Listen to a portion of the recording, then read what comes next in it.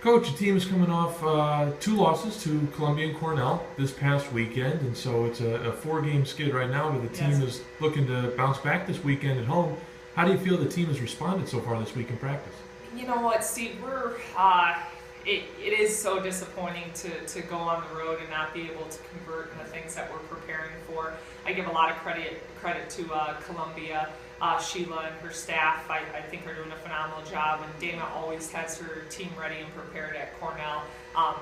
Really, really just tough kids, and I think Columbia was really hungry, and even with the lead, it was disappointing that defensively we couldn't be more attention to detail in our scout and really focusing on getting a stop. We had some transition D deficiencies, we had some half-court deficiencies, and that carried over even into Cornell not being able to defend the high-low, things that we really were focused and prepared on. I thought our fight at Cornell was good. I thought we had some offensive execution. I thought Marianne Santucci really stepped up with losing Whitney Wyckoff and not being able to play that game. I thought we don't really score 23 points in that first quarter unless Marianne pushes the tempo and really works from an offensive execution standpoint. So, Steve, the way we approach this week is that it's all basketball related. These are things that we can control and we can fix, and so we have really had some attention to our defense in terms of not even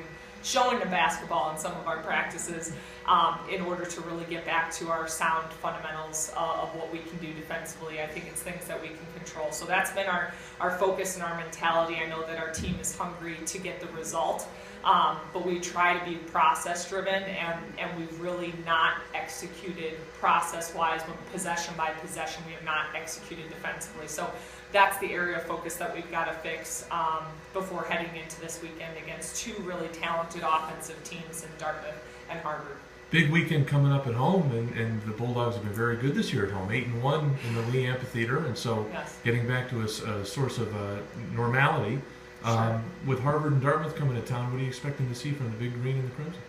I think Dartmouth is playing with a lot of confidence after beating a very good Harvard team on the road at their place. I think that they have scoring threats within Lakin Rowland and Kate Lekowitz that are really, it's kind of where the heart and their soul of their offense stems from, but there's a lot of equal opportunity distribution. You could see a real good team chemistry, and I think Belle and her staff are doing a phenomenal job preparing their program, and I think it's really going to be key for us to be able to defend. They can put up big numbers, and they can they really run the floor well in transition. They spread you out in a 5-out and really look to attack you, and we've seen that the past couple weekends with getting spread along the floor like that, and haven't done a great job stopping middle penetration, closing out to shooters, and doing some of our defensive rotations. So that's going to be really important on Friday night to take care of business as our defensive focus.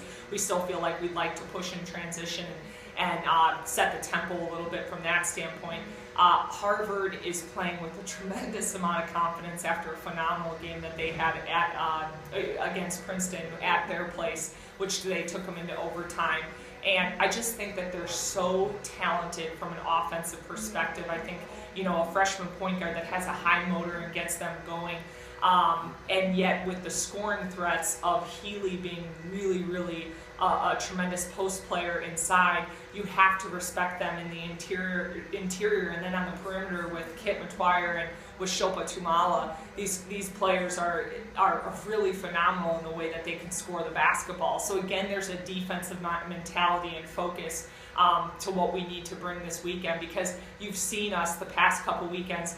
We're in these games, but we're exchanging buckets, and it's finding a way to get a stop to build on our run with what we're doing offensively. So that's what we're focused on this week.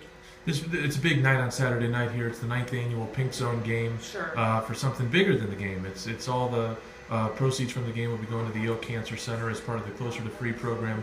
What does it feel like to be back and participating in this game again? Steve, it means so much to me, because you just nailed it in what you just said, that people are fighting battles much more than we could ever imagine, and the way to honor those people who are fighting is to really go out and give them a break from their fight and put an entertaining 40 minutes together of basketball where they can get a break. And the fact that the proceeds are going to really, make a difference, means a lot to me. I know with Kathy having been a survivor at Harvard, and with her personal battle, there's just a lot of things that are really special about the game. My wife is a breast cancer survivor, a young one, and it means a lot personally. I think for our team to get outside of our 4-game skid of losing and realizing we are playing for something much bigger is really special. So I'm excited about